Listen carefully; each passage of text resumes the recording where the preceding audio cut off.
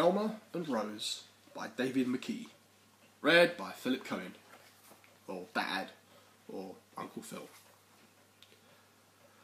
A young friend of Elmer's named Rose blushes from her head to her toes, or sometimes instead from her toes to her head, but never from her tail to her nose.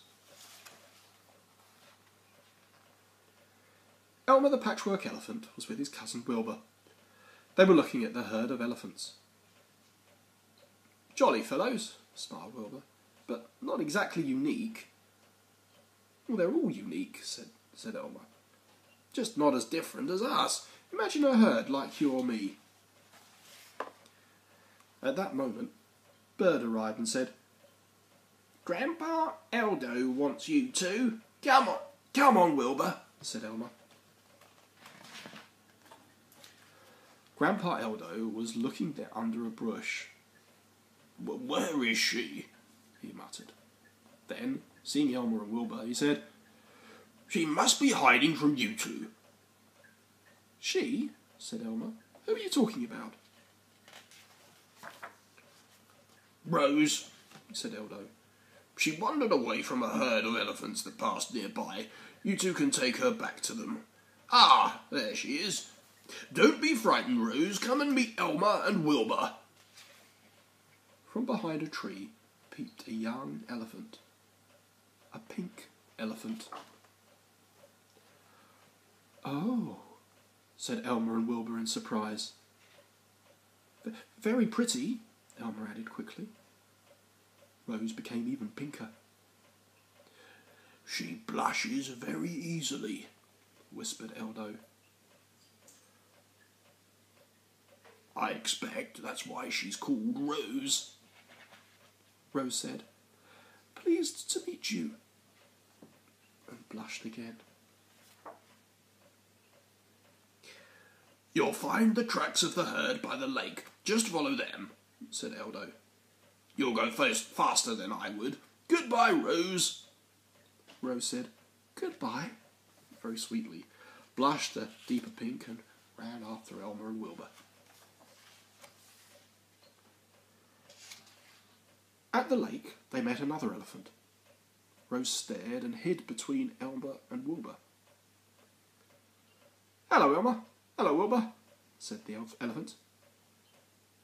"Hello," he continued awkwardly, looking at Rose.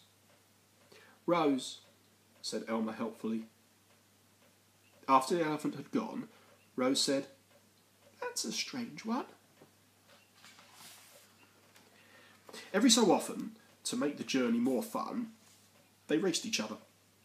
Rose loved that because somehow she always won, and every time she blushed even pinker. Between races, Wilbur played tricks with his voice. He made his voice roar from behind a rock and shout from a treetop.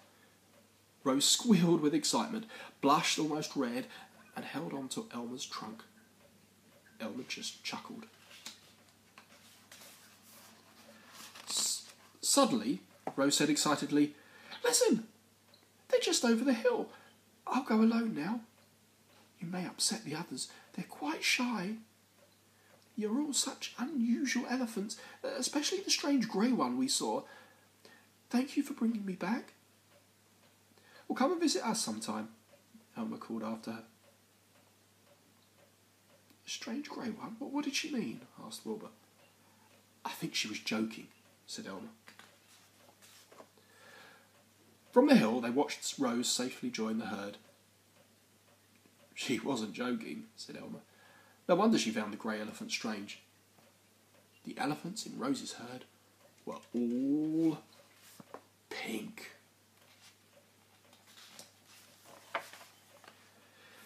Going home, Elmer and Wilbur were met by Eldo. "You knew about the pink elephants, didn't you, Grandpa Eldo?" said Elmer. "Yes, I wanted you to see them," said Eldo. "Rose was nice," said Wilbur. "I thought she was unique, and she thought the grey elephant was unique." "They're probably all nice, unique or not," said Elmer. Wilbur grinned. "Remember what you said, Elmer. Imagine a herd like one of us." "I especially like you, Elmer," laughed Eldo. Elmer smiled and said nothing. He was imagining a herd of elephants like himself.